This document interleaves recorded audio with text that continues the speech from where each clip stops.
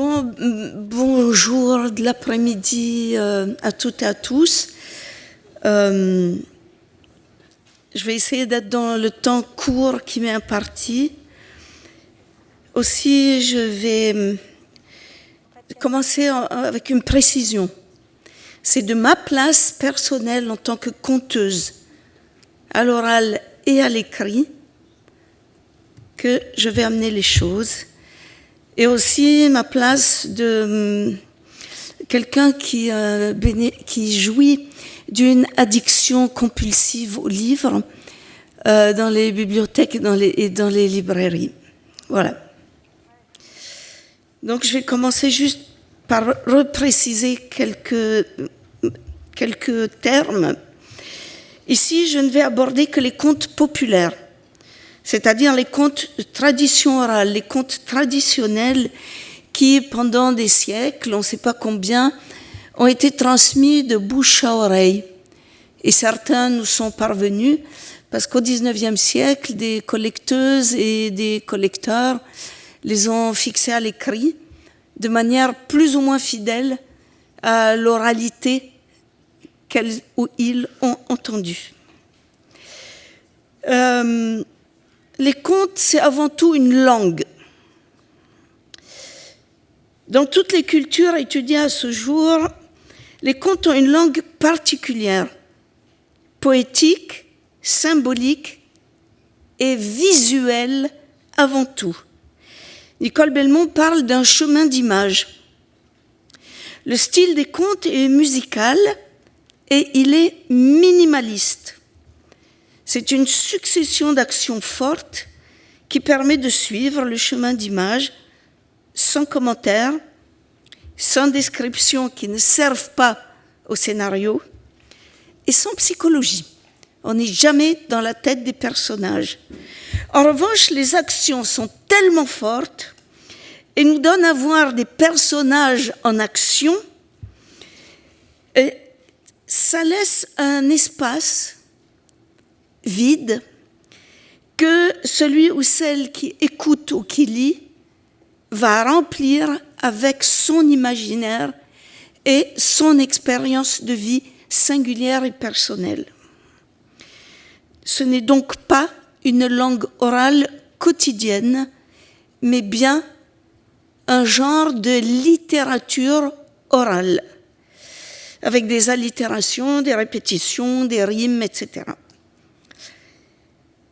Réécrire des contes populaires dans un style scolairement correct ou grammaticalement parfait, surchargé de descriptions ou de commentaires moralistes, les dénature totalement. Donc, publier des contes populaires aujourd'hui pour le jeune public nous amène à poser quelques questions. Dans le thème ici, est-ce que les contes sont universels ? Les contes populaires ont majoritairement pour sujet les relations humaines, sociales, familiales, et c'est l'une des raisons qui nous permettent de trouver certains contes venus d'autres cultures familiers. C'est cette familiarité qui nous fait dire qu'ils sont universels. Globalement, les contes, dans leur immense diversité, c'est un genre qui est méconnu par le grand public en France. Quand je mène des stages ou des formations et que je demande au groupe de personnes présentes, quand je vous dis conte, vous pensez à quoi ? En général, presque à 95% des cas, moi j'ai Cendrillon et Blanche-Neige version Disney, Le Petit Chaperon Rouge dans je ne sais plus combien de versions, et sans compter Le Petit Prince, Alice au Pays des Merveilles, Pinocchio, etc. Une espèce de confusion comme ça entre littérature jeunesse et contes. Or, les récits d'auteurs, dès qu'on sait le nom d'un auteur ou d'une autrice, on ne peut plus parler de contes. Et puis, il y a cette idée absolument formidable que les contes sont sexistes. Par méconnaissance des contes, on peut dire n'importe quoi. Oui, il y a des contes sexistes dans toutes les traditions, dans notre bonne tradition française. Il y en a des qui ne sont pas piqués des hannetons aussi. Mais notre travail, nous, conteuses, conteurs, transmettrices, transmetteurs, c'est de les condamner au silence, ceux-là. En revanche, pour le reste, il suffit de faire une petite étude comparative. Si je prends les Blanches-Neiges, par exemple, puisque c'est un de mes dadas depuis 40 ans, l'héroïne transgresse tous les interdits. Elle est jetée en plein milieu de nulle part. Il y a une grotte, il y a 40 brigands. Dès qu'ils ont le dos tourné, elle y va, elle se fait à manger. Elle fiche le bazar, elle repart. Elle n'a peur de rien. On lui interdit d'ouvrir, elle ouvre. Elle n'en fait qu'à sa tête. Et tous ces contes merveilleux, en fait, la Cendrillon, tenez. Elle drague le gars. Elle est en plein rituel de deuil. Elle se met de la cendre. Elle a perdu sa mère. Elle drague le gars et dès qu'il est cuit à point, je me casse et je te laisse une chaussure, débrouille-toi avec ça. Petite parenthèse, il y a une version garçon suédoise, Peau de mouton, que j'ai publiée chez Actes de Babel, qui est exactement la même dramaturgie, mais c'est le troisième frère. Et c'est la fille du roi à qui il faut voler au sommet d'une montagne de glace une pomme d'or. Et il laisse tomber une chaussure de son armure. Ce qui fait qu'un conte est sexiste ou pas, c'est le point de vue de la personne qui le raconte.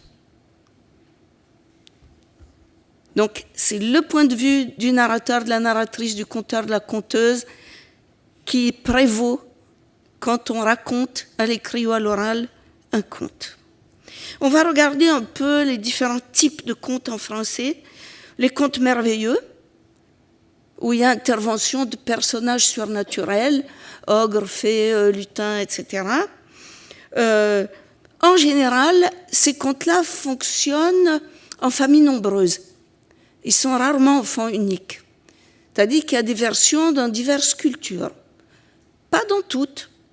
Par exemple, il n'y a aucune version des Cendrillons sur le continent africain subsaharien, par exemple. Là, on connaît, nous, au moins la version qui a été transmise ici, qui nous fait une porte d'entrée dans des versions venues d'ailleurs. Si la version provient d'une culture qui nous est proche, on va dire d'Europe occidentale, on y va facilement. Si une version vient d'une culture beaucoup plus éloignée, quel que soit le conte, je sais pas, par exemple une version chamanique, bouddhiste ou vaudou, moi, conteuse qui transmet, je dois faire un travail en amont pour comprendre la vision du monde de la culture qui a transmis ce conte. Et d'une part, pour vérifier la source, et d'autre part, pour moi, être juste par rapport au sens du conte et de quelques éléments différents des versions que je connais. Ce travail revient à celle ou celui qui transmet le conte, c'est-à-dire nous qui écrivons, réécrivons ou qui comptons à l'écrit. Cette recherche en amont nous permet de visualiser plus clairement le cadre et les épisodes du conte. Et du coup, on les écrit de manière plus fidèle et plus précise. Il y a aussi des contes réalistes qu'on appelle novellistiques dans le jargon de la recherche. Cela aborde surtout des rapports sociaux où le plus fréquemment, ce sont les plus humiliés, les plus pauvres, les plus minorisés qui prennent une revanche sur les puissants. Et là, les clés nous sont souvent plus accessibles et nous comprenons immédiatement les enjeux. Par exemple, une histoire d'amitié fidèle, de courage, de solidarité, un conte où la justice est rétablie suite à une injustice flagrante. Ce sont des thèmes universels qui réveillent notre empathie d'où qu'ils viennent. Il y a les contes animaliers qui nous sont souvent familiers parce que ça réveille notre petite mémoire scolaire des fables de La Fontaine, mais attention, il y a des cultures éloignées des nôtres où j'avoue personnellement ne rien comprendre du tout. Les randonnées sont ces contes pour les plus petites personnes avec les énumérations, Biquette, Biquette, tu sortiras de ce trou-là. Ça vous dit quelque chose, ça? Biquette ne veut pas sortir du trou, le chien ne veut pas mordre Biquette, blablabla. Et à la fin, on revient à la situation initiale. Et dans toutes les cultures où j'ai pu rencontrer des randonnées, elles sont, leur style revient quasiment à la même structure. Et là, je vais en profiter pour parler, puisque ces contes-là sont destinés aux plus petites personnes. C'est le premier pas dans les contes. Faire une petite parenthèse sur les contes pour les plus petits. Et il y en a dans quasi toutes les cultures. Ils sont très courts. Un seul personnage, enfant ou animal. Problème, souvent face à un être dévorant. Et puis ça finit bien comme les contes. Les enfants les plus jeunes ont accès au texte par la voix d'un lecteur ou d'une lectrice. Là, merci Céline Mercier qui est là, qui nous le rappelle systématiquement.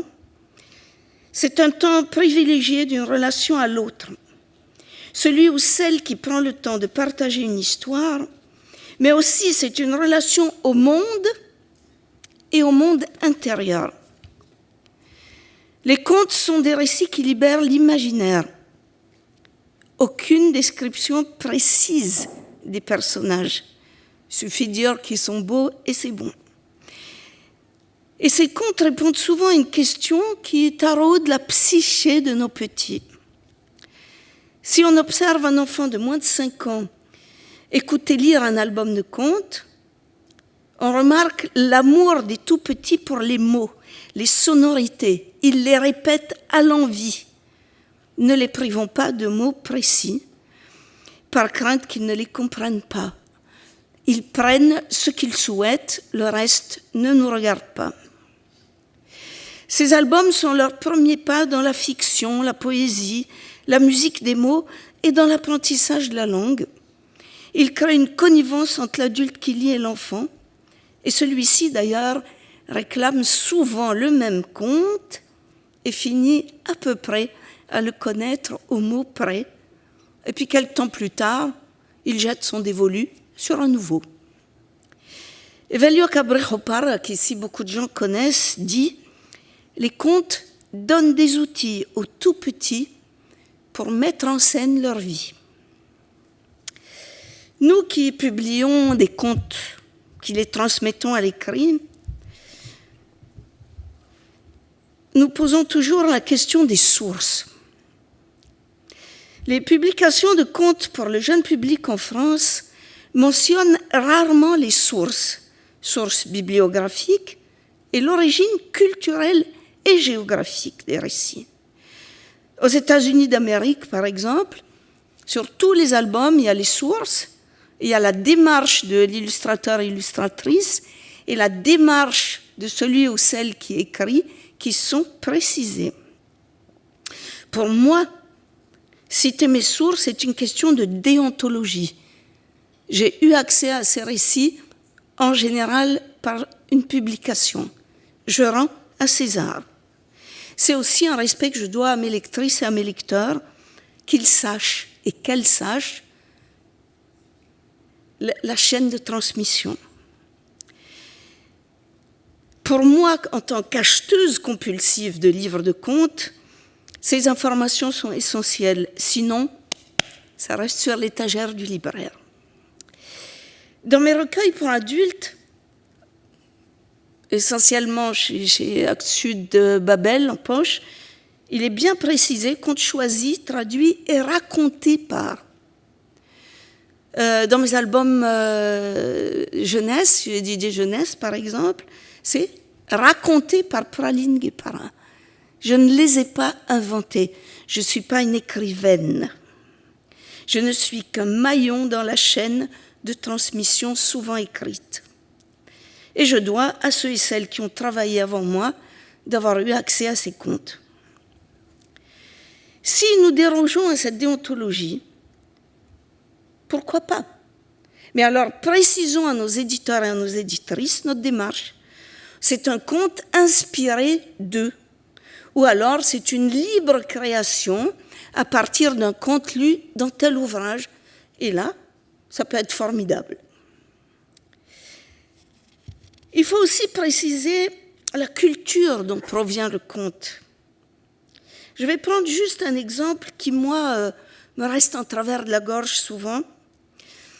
Un grand nombre de recueils en France ont pour titre « Contes africains », par exemple. Le deuxième plus grand continent de la planète est réduit à une entité culturelle unique, monolithique, un continent où il y a plus de 1500 langues que nous réduisons à une petite entité. Dans le meilleur des cas, le pays d'origine est précisé en note ou en sous-titre, et très très rarement la culture et la langue concernée. Perso, ça reste chez le libraire.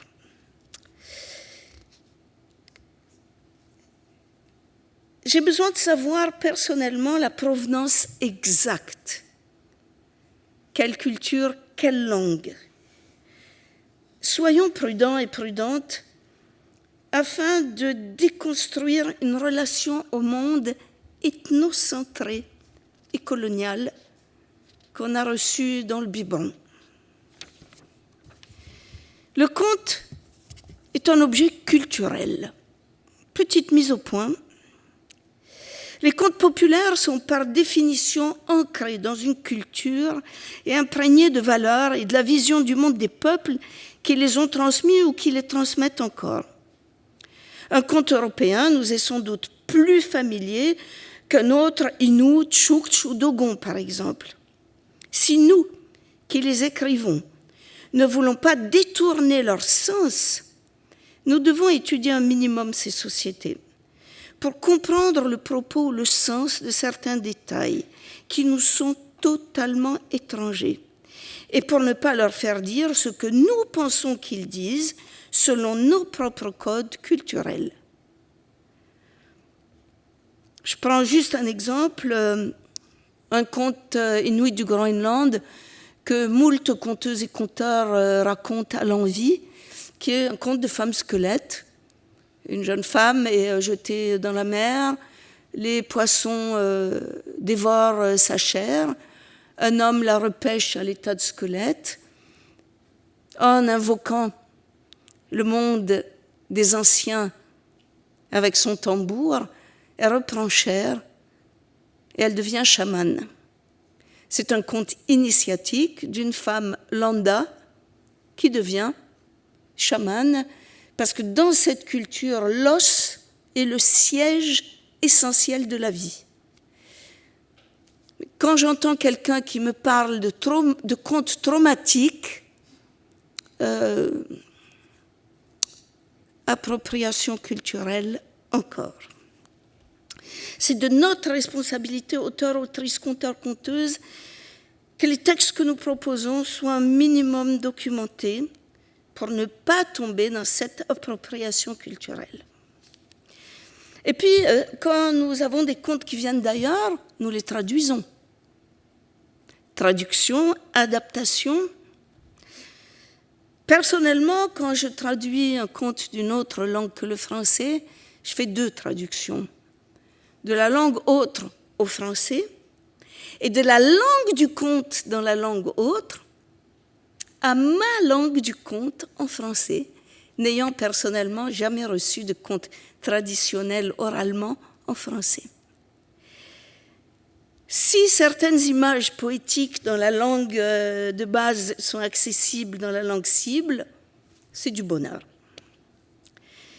À nous de vérifier le vocabulaire que nous traduisons. Je prends un exemple. Dans le Proche-Orient arabophone, le prédateur, c'est Dhib, Dib, le chacal. Et que de fois, je vois des contes de cette région où le chacal est traduit par le loup. C'est pas le même animal, hein, des petites choses. Autre type de traduction, les contes de Perrault, pour ne parler que de ces classiques les plus connus. Au départ, ils sont écrits dans une langue littéraire d'une autre époque. Certains albums les publient tels quels, d'autres proposent une réécriture plus contemporaine. C'est aussi une forme de traduction. Certaines sont superbes, d'autres comme ça. Et comme le grand public connaît à peine quelques contes, certaines maisons d'édition proposent les classiques merveilleux, entre guillemets, adaptés aux tout petits. Blanche-Neige, Barbe Bleue, c'est pas pour les tout petits. Et là, on a un produit à la fin qui est complètement vidé de sens. On ne sait pas à quoi ça rime. Il existe en revanche de nombreux ouvrages qui proposent des contes spécifiquement destinés aux plus petites personnes. Il y en a dans beaucoup de cultures. Là, j'ai mes fées clochettes, il y a Céline Mercier, il y a Tiphaine, Denis, de Didier Jeunesse, la collection Petit Peton. Il y a des contes qui viennent de plusieurs régions du monde. Et une fois qu'on a le texte, il faut illustrer, non? Illustrer un conte et illustrer un album d'auteur, c'est pas le même boulot. Les contes traditionnels ouvrent un espace poétique, imaginaire, où se déroule bien souvent le parcours d'un héros, d'une héroïne. Les illustrations sont réussies quand elles élargissent l'univers imaginaire poétique du récit, quand elles sont un écho à sa poésie. Elles ne peuvent pas le réduire à un réel quotidien d'aujourd'hui. Et puis, est-ce qu'on a besoin de contraindre à voir selon mon imaginaire? Je vous donne juste un exemple. Il y a un conte où l'héroïne fabrique l'homme le plus beau du monde avec de la farine, du sucre et du miel. Et il est là. Est-ce que je peux illustrer ça? J'aimerais que chaque personne imagine le fameux Apollon comme elle veut ou comme il veut. Donc, si je réduis, j'ai tué mon conte. Une création d'artiste inspirée d'un récit poétique, pour moi, c'est l'idéal. Par rapport aux illustrations, pour les contes venus d'ailleurs, comment on représente les personnages? Il y a un recueil en édition française, je nommerai pas, Contes africains, qui est super bien documenté, les sources, le texte est vraiment fiable, super. Mais les illustrations, ce sont des hommes uniquement vêtus de jupes de raffia, qui ont des plumes sur la tête et qui brandissent des saguets à bout de bras. Ou bien un conte d'Afrique du Nord où l'homme a une barbe, un turban, une djellaba et tire un chameau avec 2 palmiers à côté. Tant de projections fantasmatiques sur le monde. Et souvent, les intentions sont bonnes pour signifier l'origine, l'ancienneté de ces contes. Mais du coup, nous réduisons une culture riche, un folklore colonial qui est préjudiciable pour tout le monde. On a aussi d'autres cas où un héros d'un conte de la Caraïbe est représenté avec des cheveux blonds dans un décor de montagne suisse. Voilà, ça c'est l'appropriation culturelle évidente. Mais de nombreux albums et recueils jeunesse réussissent une complémentarité heureuse entre texte et illustration. Personnellement, j'ai eu la chance de collaborer avec certaines et certains qui ont fait des illustrations formidables et qui ont souvent été choisis par mes éditrices et mes éditeurs. L'idéal pour moi est une collaboration entre l'autrice conteuse et l'illustratrice, illustrateur, et un échange respectueux de chacun du domaine de l'autre en amont pour faire gagner du temps et du bonheur à la sortie de l'ouvrage. Juste un exemple, une séance d'un quart d'heure avec une illustratrice où je lui ai raconté le conte. Tout de suite, le personnage a pris une dynamique. J'ai juste raconté oralement. Comment on fait tout ça en 10 minutes? Ça va, Thierry? Je n'ai pas dit que je t'aime, mais c'est pour ça que tu me punis. Ok, donc moi, tout ce que je dis, c'est soyons vigilants et vigilantes. L'appropriation culturelle, le regard colonial nous guettent parfois à notre insu. Toutes ces questions que j'ai exposées très brièvement, je suis désolée, mais je serai à votre disposition si vous avez envie de creuser. On revient à cette question, pourquoi publier des contes aujourd'hui?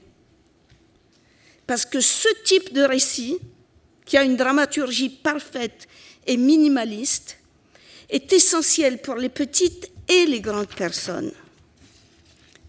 Il crée un lien avec l'autre, avec les autres. C'est une invitation à l'imaginaire, au voyage intérieur, au partage d'une mémoire collective qui fait qu'on sent appartenir à un groupe. On crée une banque d'images aux plus petites personnes dans laquelle elles pourront puiser pour créer à leur tour. C'est aussi une transmission de la langue. Et les adultes ne sont pas en reste. Mes recueils pour adultes sont régulièrement réimprimés, j'ai de la chance. Sans doute parce que les lecteurs et les lectrices adultes y trouvent quelque chose qui a écho en elles et en eux. Dans mon recueil de nouvelles inspiré du réel récit de mon île chez Babel Actes Sud, je précise que ce sont les contes qui m'ont appris à écrire. Donc, comment être juste au bon endroit dans la publication de contes d'ailleurs, entre universalité, folklorisation et appropriation culturelle? C'est en étudiant un minimum la culture dont proviennent les contes de tradition orale que nous pouvons éviter les erreurs, nous qui les traduisons, racontons, écrivons. Un échange respectueux, mais non moins exigeant, entre auteurs-autrices, illustrateurs-illustratrices, éditeurs-éditrices, me semble personnellement essentiel afin de continuer à transmettre de la meilleure manière possible des récits qui mettent en avant notre humanité commune. Voilà.